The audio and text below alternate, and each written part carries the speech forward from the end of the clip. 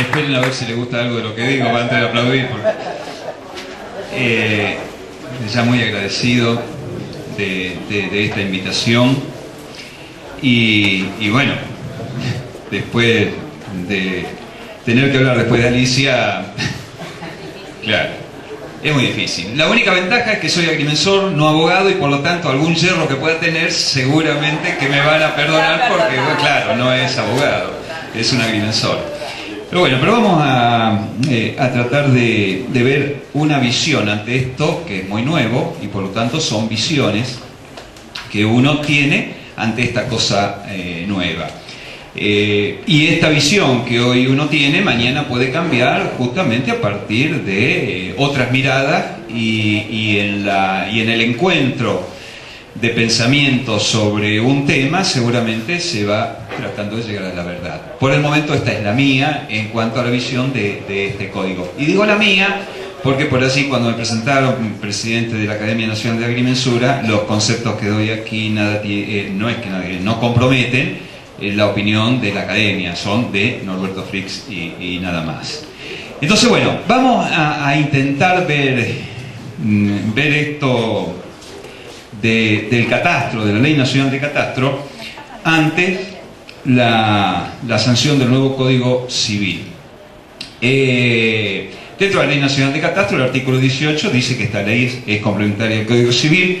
Como digo en cada una de las charlas que hablo sobre este tema, digo este es el artículo más importante, por su trascendencia a nivel nacional que tiene la Ley Nacional de Catastro. Y la ley 26.994 que aprueba el Código Civil y Comercial, en el artículo 3º, deroga una serie de normas, dentro de las cuales no está la 26.209, y en el 5º reafirma, donde dice que las leyes que actualmente integran, complementan o se encuentran incorporadas al Código Civil o al Código de Comercio, excepto establecido en el artículo 3º, mantienen su vigencia como leyes que complementan al Código Civil y Comercial de la Nación aprobado por el artículo 1º. Es decir, de que tiene una ratificación de vigencia la 26.209, Ley Nacional de Catastro.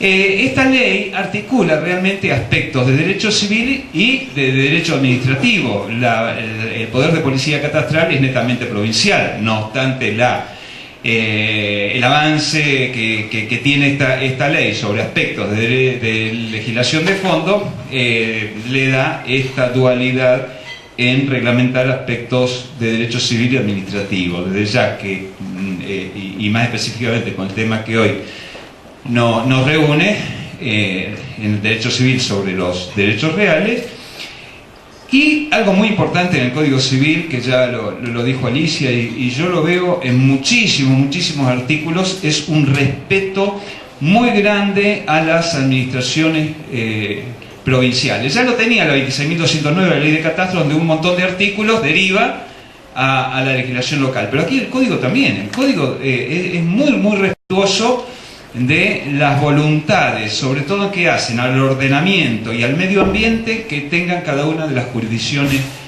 locales. Y esto me llamó la atención en el nuevo código.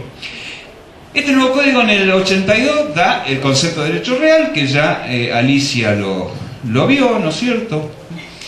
Y bueno, y lo que atañe a nosotros, si bien Alicia también desarrolló, yo quería ver en esto que el objeto, el derecho real, se ejerce sobre la totalidad o una parte material de la cosa que constituye su objeto, por el todo o una parte indivisa. La segunda parte es la que a mí me da alguna posibilidad de relacionamiento con lo que le voy a decir enseguida. Dice: el objeto también puede consistir en un bien taxativamente señalado por la ley. Y cuando aquí hablamos de la palabra objeto, de la palabra bien, voy a la 26.209, donde me dice que los catastros de las provincias de la Ciudad Autónoma de Buenos Aires son organismos administradores de datos correspondientes a objetos territoriales y registros públicos de datos concernientes a objetos territoriales legales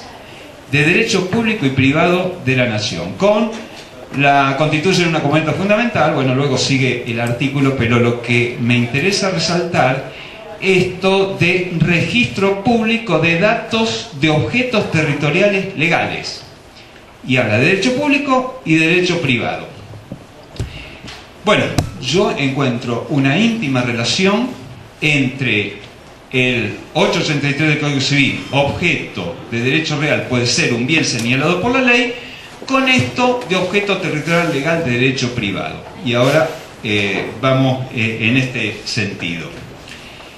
En principio, el territorio. Cuando hablamos de territorio, estamos viendo a la superficie, ¿no es cierto? Territorial. Y esa superficie territorial es un continuo donde está formado por bienes públicos y bienes privados, y a su vez los bienes privados pueden ser del Estado y de los particulares. Así estuvo establecido en este Código Civil, de tal manera de que si un pedazo de ciudad cualquiera iba a encontrar que las calles, las plazas son parte de ese territorio, de ese continuo territorial dividido por el hombre y asignado al dominio público, mientras que otros podían estar en el dominio privado del Estado, el dominio privado de los particulares. Pero siempre, lo que no es uno es de otro o de otro. Pero siempre el territorio, un continuo que tiene esta relación jurídica que da nuestra legislación. Pero aparece el 18 del nuevo Código Civil, que iba a ser un derecho real, y que en las audiencias públicas las comunidades indígenas no aceptaron de que fuera un derecho real, y por lo tanto quedó en este artículo, donde dice derechos de las comunidades indígenas. Las comunidades indígenas reconocidas tienen derecho a la posesión y propiedad comunitaria de las tierras que tradicionalmente ocupan y de aquellas otras aptas y suficientes para el desarrollo humano según lo establezca la ley, de conformidad con lo dispuesto en el artículo 75, inciso 17 de la Constitución Nacional. Es decir, de que si ahora en un pedazo de territorio, en este continuo, vamos a encontrar propiedades privadas, sean de los particulares o del Estado, o bienes públicos, como pueden ser los caminos, los lagos, nos vamos a encontrar también con otro tipo de espacios territoriales que no son ni bienes públicos ni bienes privados, son propiedad comunitaria indígena. Esta es para mí una novedad en esta lectura visual del continuo territorial. Y por lo tanto, bueno, creo que la clasificación ahora se debe abrir en esto. Este continuo territorial lo debemos tener bienes públicos, bienes privados y bienes de las comunidades indígenas aparte de esto. Los bienes públicos, en esta lectura, que reitero hago, es un objeto territorial legal. Cualquier pedazo de territorio, una calle surge a partir de un trazado oficial, de una norma, de una causa jurídica dada por el propio Estado que determina que eso sea un bien público. Esa causa jurídica es un objeto territorial legal. Los bienes privados también son, y en esto vamos a abundar un poquito más, son objetos territoriales legales. Pero también, si bien no puedo decir es un bien público, es un objeto territorial legal los bienes de las comunidades indígenas. También lo puedo determinar así. Y si tengo objetos territoriales legales, estos son los que se deben registrar como objetos en los catastros provinciales de acuerdo al 26.209. La cosa inmueble. Y aquí, a mí me interesa, vuelvo al 2518 de Vélez Sarsfield, que hablaba de esta propiedad del suelo, se extiende a toda su profundidad el espacio aéreo sobre el suelo en líneas perpendiculares, porque creo que este es el concepto de cosa inmueble. El derecho de superficie que vimos hoy es espacial. El derecho se ejerce en el espacio y por eso las cosas tienen que ser cosas espaciales. Yo no puedo pensar en el terreno simplemente como el lugar donde se encuentra la atmósfera, el aire, con la roca. No es eso. Donde se ejerce el derecho de propiedad es en esto que dice, y este es el inmueble realmente, esta es la cosa inmueble, donde ahí van a estar dadas las relaciones de poder en todo ese espacio, no solo sobre el suelo. Y esta era la imagen que, claro, en el derecho romano, traído por Vélez Sarsfield, del cielo al infierno, como decía, llegaría aquí, técnicamente al centro de la Tierra, e iría al espacio aéreo, al infinito, como decía Alicia. Pero esto ha cambiado pero no es que vuelva solo a la superficie del suelo en mi humilde lectura.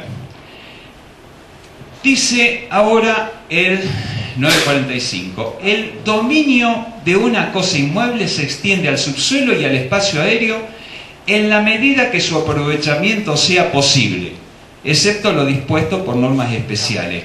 Es decir, que ha habido aquí un cambio, le estoy poniendo un límite hacia arriba y hacia abajo, hasta donde su aprovechamiento sea posible.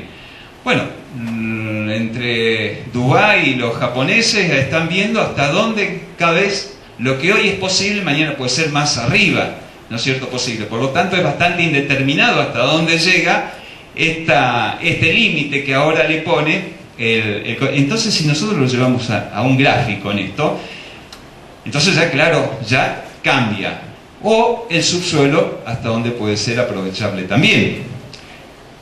Pero acá tenemos también otra novedad, que en el 235, que habla de los bienes públicos, aparece esto que no estaba antes, que dice que es bien público también, en el inciso E creo que es, el espacio aéreo suprayacente al territorio y a las aguas jurisdiccionales de la nación argentina. Eso es bien público. ¿Qué quiere decir? Bueno, que entonces el gráfico lo voy a tener ahí. Ese aprovechamiento posible del espacio aéreo se va a encontrar con el dominio público del inciso E de la nueva definición que da el Código Civil, que en algún momento habrá que determinarse, o no sé si en forma uniforme o no, pero ahora tenemos un límite superior a eso que, como reitero, antes del Sarfi, hasta el infinito, hasta el cielo. Por lo tanto, a mí no me cabe ninguna duda que el inmueble es esto, es algo tridimensional, porque en ese espacio donde yo voy a ejercer todas las relaciones de poder, las de dominio, por lo tanto es inmueble. Y en parte es inmueble, pero puede afectar algunos otros derechos reales, como ahora vamos a ver. ¿Qué dice el artículo 4 de la Ley Nacional, la de Catastro? A los efectos de esta ley denomínase parcela la representación de la cosa inmueble de extensión territorial continua, delimitado por una poligonal de límite, correspondiente a uno o más títulos jurídicos, una posición ejercida con la existencia de elementos esenciales, contener un documento cartográfico registrado en el organismo catastral. Aquí está hablando de representación. ¿Representación de qué? De la cosa inmueble. ¿En dónde? En un documento cartográfico. Eso es la parcela a los efectos de esta ley. Entonces, esa parcela sí es plana, porque es una representación en un plano.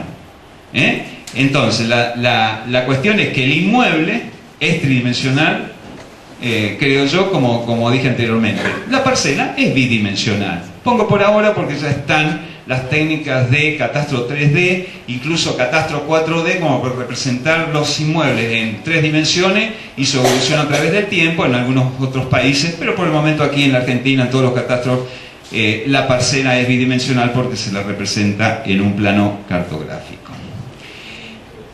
La 26.209, reitero en esto, dice que administrará objetos territoriales y registrará objetos territoriales legales de derecho público y de derecho privado.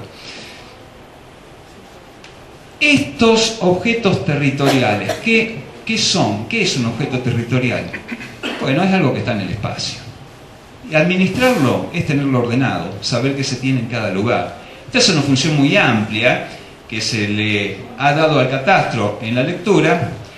¿Y qué son objetos territoriales legales de derecho público y privado? No lo dice la ley.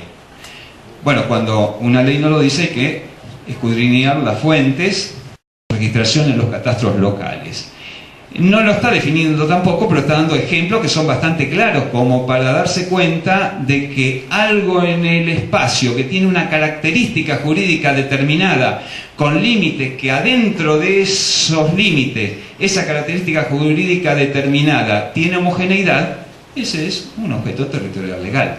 Uno lo que se desprende de un análisis de estas palabras y de algunos artículos de texto de la ley.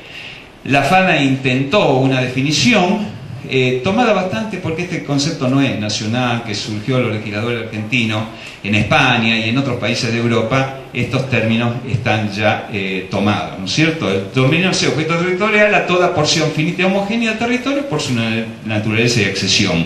Definición de una comisión especial de la Federación Argentina de Agrimensores, y que termina con objetos territoriales legales diciendo que es aquel objeto territorial determinado por mensura, porque así lo dicen los artículos de la ley, cuyos límites se originan en una misma causa jurídica. Esta sería la definición de objeto territorial. Tengo la causa jurídica en todo el lugar donde está homogénea, es un objeto territorial legal. Los objetos territoriales legales que no constituyen parcelas, conforme al artículo 5 de la presente ley, serán asimismo determinados por mensura y otros métodos, dice. Pero lo que quiero rescatar aquí, que si me está diciendo que los objetos territoriales legales que no constituyen parcela, ¿qué me están diciendo? Me están diciendo que las parcelas es un objeto territorial legal. Por análisis sencillo, al margen de que ya también lo había dicho la diputada Monazar en su discurso. Pero aquí el propio artículo me está diciendo que la parcela está dentro de un objeto territorial legal, y por lo tanto yo podría pensar en este universo, en diagramas de Venn, de conjuntos y subconjuntos, donde en el conjunto mayor son todos los objetos territoriales. Todo que pueda yo ubicarlo en el espacio es un objeto territorial. El objeto territorial legal es un subconjunto de esos, de allí donde tengo una causa jurídica que me homogeneiza dentro de los límites. Y después tengo las parcelas como un subconjunto dentro de los objetos territoriales legales. Esta es la lectura de estos temas. ¿Cómo relaciono esto con objetos, con los 14 derechos reales que establece el nuevo Código Civil?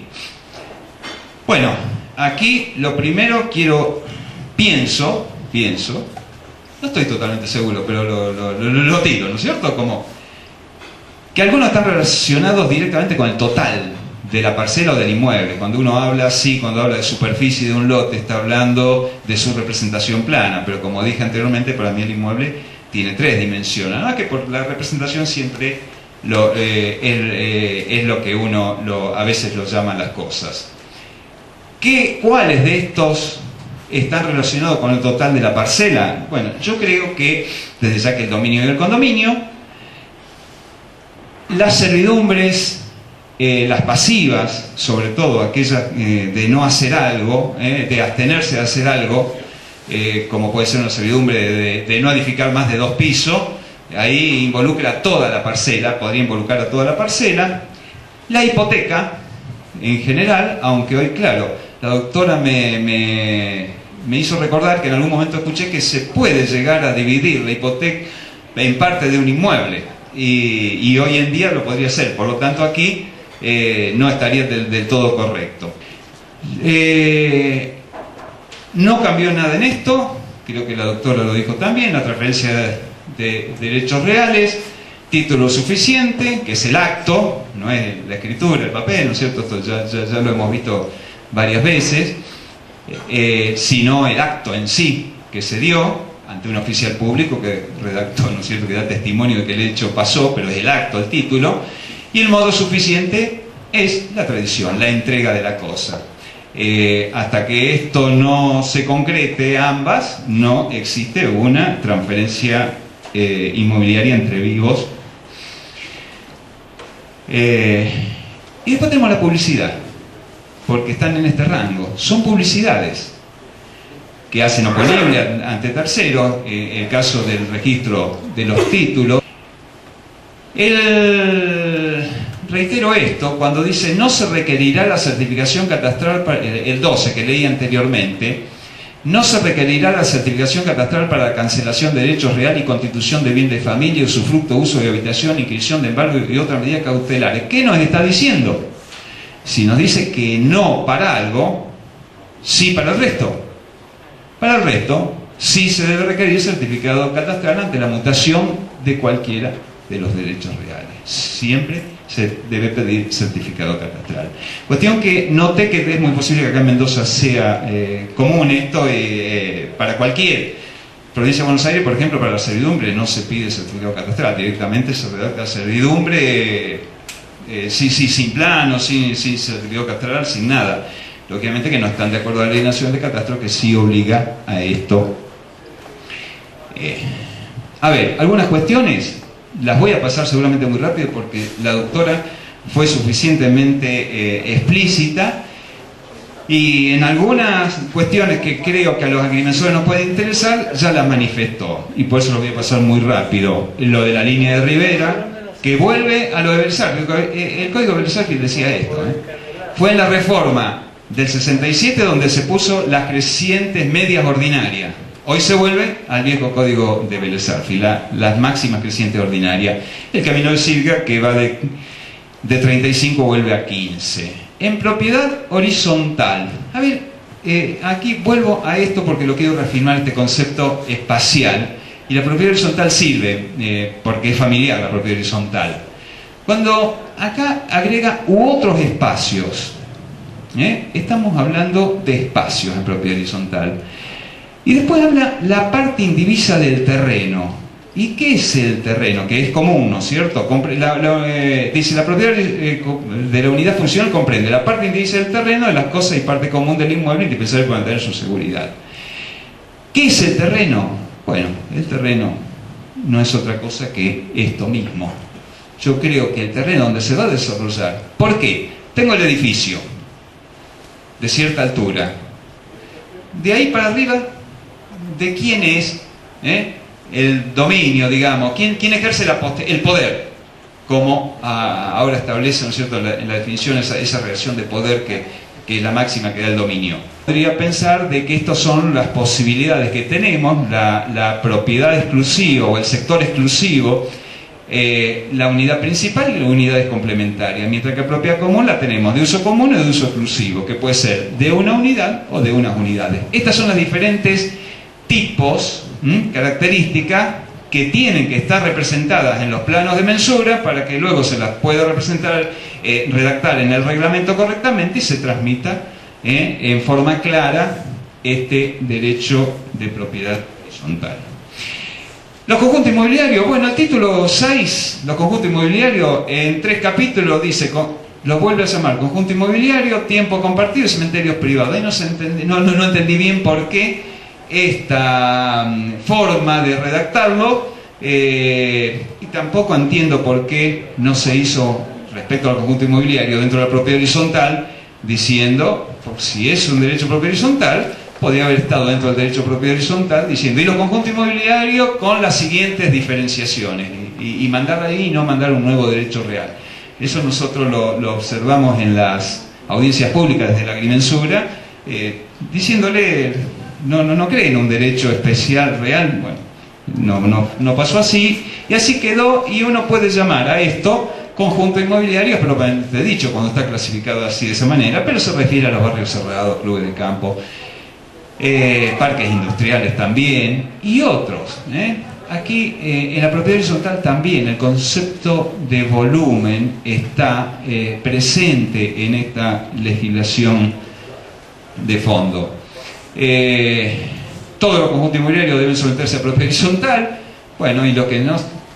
En esta última parte, los conjuntos inmobiliarios preexistentes que se hubiesen establecido como derechos personales, donde coexistan derechos reales y derechos personales, se deben adecuar a las previsiones normativas que regulan este derecho real. Está aquí establecido así, o sea, hay que hacerlo de esa manera, pero ¿qué no está dando? No está dando ni plazo, ni tampoco penalidad por no hacerlo. Por lo tanto, bueno, es como que queda librado a lo que decida el conjunto inmobiliario, pero claro, lógicamente que se van a sentir menoscabados o van a tener la sensación, seguramente, si uno viviera en una organización de dominio y condominio en un barrio cerrado, que en relación a la ley, y esto estoy en una inseguridad jurídica no tan fuerte como si estuviera dentro del régimen de la propiedad horizontal. Esa es la sensación, pero no hay una obligatoriedad así punitiva donde dice, bueno, pero si no cumplen pasa esto. No, está abierto, deben. No dice en cuánto tiempo, ni tampoco da la penalidad. Lógicamente que aquí hay todo un trabajo de agrimensura, notarial, registral, catastral muy grande en todo el país, ¿no? Bueno, y esto, el proyecto anterior, los proyectos anteriores hablaban de unidad funcional, puede hallarse construida en construcción o a construirse, decían. Se dejó en estas dos nada más. En Provincia de Buenos Aires se hacen, por eso la mayoría de los barrios cerrados en Provincia de Buenos Aires están bajo régimen de propiedad horizontal, porque les permitía a construirse, edificios a construirse, por lo tanto eran idealizaciones de edificio, pero acá dice en construcción, y aquí la reglamentación local va a tener que decir hasta qué nivel de construcción se considera en construcción, el permiso de edificación, el proyecto de obra, bueno, eso lo va a tener que decidir la legislación local. Y en el tiempo compartido también, bueno, yo lo anoté aquí, caso tratarse de inmueble, de formalizarse por escritura pública, de ya que necesita certificado catastral, y aquí, como decía la doctora, también tarea del agrimensor. Y en el cementerio privado, la afectación, la escritura de afectación, y después viene entre el reglamento de administración y uso, que reitero, con la diferencia grande que hay entre el ejercicio de la propiedad horizontal para viviendas o para otros usos con lo que es el cementerio, es distinto. Pero a los efectos de planimetría, a los efectos de reglamentaciones, los instrumentos van a tener que no diferir tanto, al menos en la estructura burda, digamos, la primaria, ¿no? Porque dice la descripción del inmueble sobre el cual se constituye el cementerio privado, sus partes, lugares, instalaciones y servicios comunes. Voy a tener que determinar, igual que en el propiedad horizontal, cuáles son espacios privados, cuáles son comunes, todo como en la propiedad horizontal, en un plano registrado, y en base al cual se tenga que redactar el reglamento del cementerio privado. Y también es espacial todos estos conceptos, como vengo diciendo. En la superficie, bueno, aquí este es el ejemplo más claro de esta concepción volumétrica que tiene el inmueble. Porque yo en parte del inmueble, en un pedazo, acá, en ese volumen grande, puedo establecer un derecho de superficie. Es correcto, y es muy sencillo verlo, si uno lo ve así como volumen al terreno famoso, y no lo ve como un plano allí como el pasto del suelo, ¿no? La tierrita. Yo no voy a entrar en esto porque aquí lo dijo la doctora, se puede establecer sobre propiedad horizontal, equivale esto a toda una tarea. La facultad del supervisor puede afectar la construcción del régimen de la propiedad horizontal. Claro, esta va a ser una propiedad horizontal, que ya no va a ser perpetua como la actual, sino va a tener un plazo máximo que es el que dure la superficie. Pero va a existir porque esto no es tampoco una novedad argentina. Como dijo la doctora, en todo el mundo esto es muy común, en los países socialistas esto se usa mucho, sobre todo por la escasez de tierra. Acá Vélez Arfield lo había negado por la cuestión de darle una total, digamos, endioseamiento a lo que es el dominio, y por otro lado también porque, bueno, aquí es tan grande la Argentina